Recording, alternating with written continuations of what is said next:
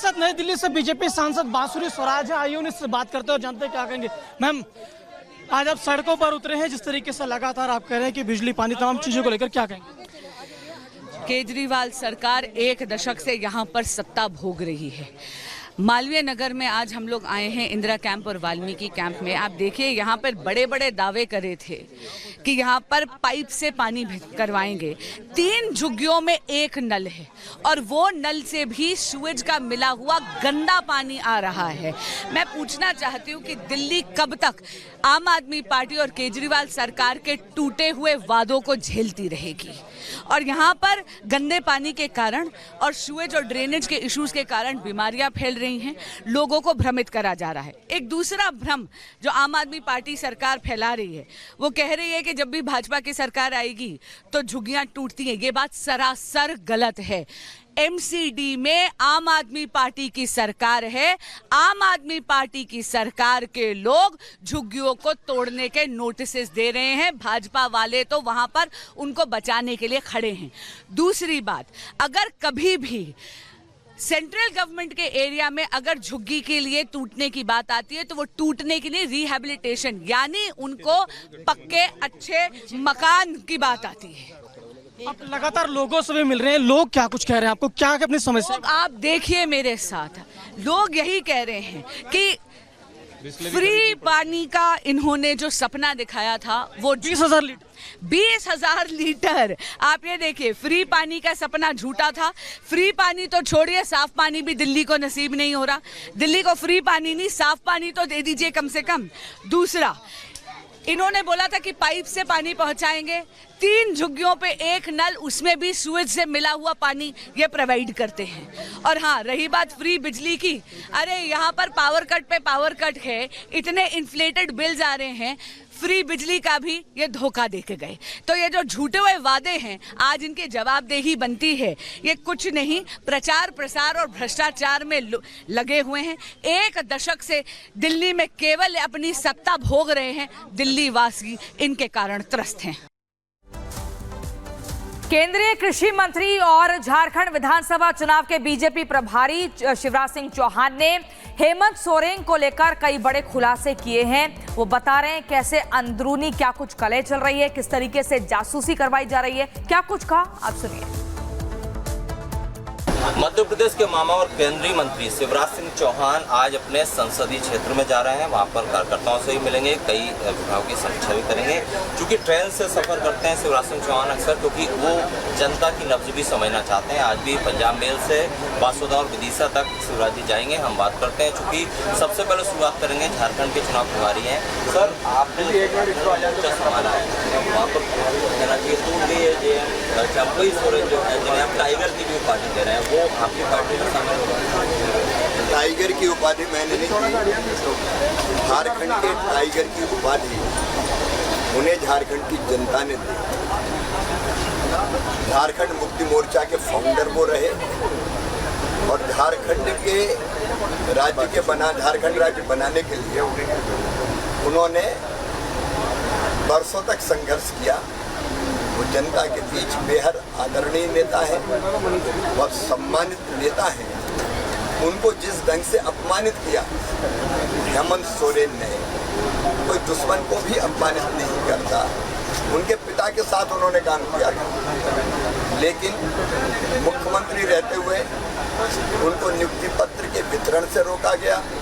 विधायक दल की बैठक रख ली गई।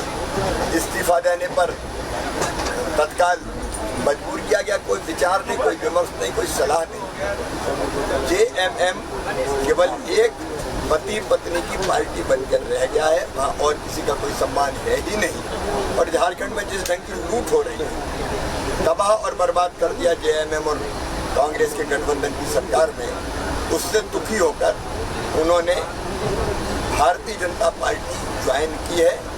वो बहुत लोकप्रिय और क्रांतिकारी नेता हैं। उनके आने से झारखंड के राजनीतिक समीकरण पूरी तरह से बदल जाएंगे। जेएमएम और गठबंधन की सरकार का उखड़ना तय है। सर, आने से पहले भाजपा का दमन थामने से पहले आपसे मुलाकात भी हुई होगी, तो डील क्या हुई है? क्या अगर आपकी सरकार झारखंड में आती है तो क्या वो मुख्यमंत्री? कोई डील नहीं हुई। उन्होंने कहा मेरी कोई अपेक्षा नहीं है, वो झारखंड में आना चाहते हैं। तुष्टीकरण की नीति के कारण जिस ढंग से बांग्लादेशी घुसपैठी घुस रहे हैं, झारखंड में विशेषकर संथाल परगना में वहाँ बेटियों से शादी करना, हमारी आदिवासी बेटियों से उनके नाम पे जमीन खरीदना, निर्वाचित संस्थाओं पर कब्जा करना, वो दृश्य बहुत भयावह है।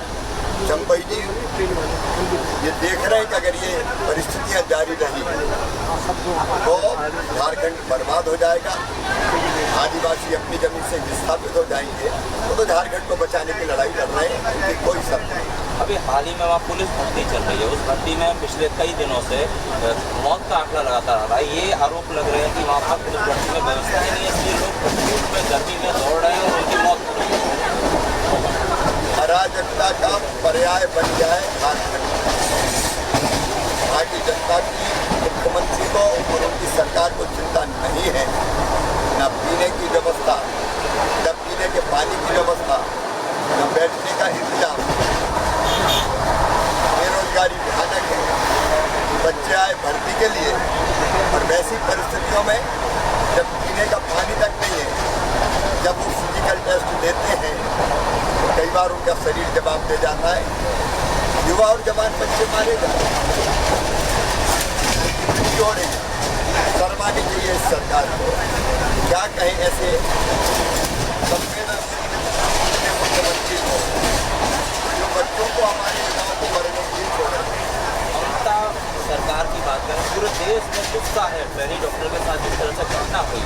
लगातार आपके लोग जो प्रोटेस्ट कर रहे हैं, बीजेपी के लोग प्रोटेस्ट कर रहे हैं, लेकिन वहाँ पर आपको क्या लगता है जो स्थिति है फिलहाल, इसका क्या राष्ट्रपति शासन लगा देना चाहिए? अगर आप क्या कहेंगे, वहाँ पे आपने दौरे भी किए कई बार। दुख होता है, ममता बनर्जी महिला है, एक बेटी के साथ जो कुछ हुआ डॉक्टर बेटी के साथ, पूरा देश हिल गया।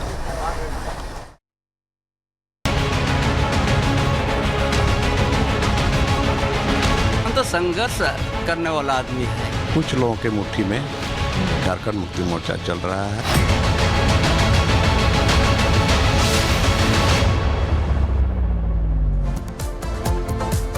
और अब बात झारखंड की, जहां पर झारखंड में हेमंत सोरेन की सरकार की मुश्किलें कम होती हुई नजर नहीं आ रही हैं। चंपई सोरेन के बाद अब एक और झटका जो है लग सकता है जेएमएम को। इस तरीके की खबरें सामने आ रही हैं क्योंकि लगातार जेएमएम में जिस तरीके से जो साथी हैं वो छोड़कर जा रहे हैं, उसके बाद ये लग रहा है कि जेएमएम और वहां की सरकार, हेमंत सोरेन की सरकार, क्या अस्थायी बोर्ड में चली जाएगी। देखिए,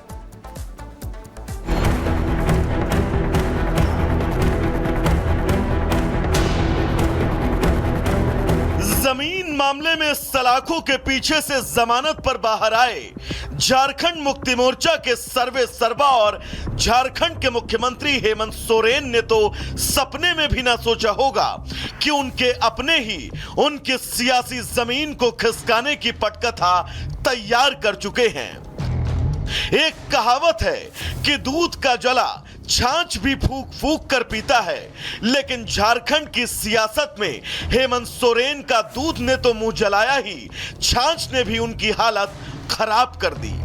चंपई, जिन्हें हेमंत ने सियासत का सरदार चुना, लेकिन उन्होंने हेमंत पर फोन टैपिंग जैसे गंभीर आरोप लगाकर खुद को अलग कर बीजेपी की राह पकड़ ली।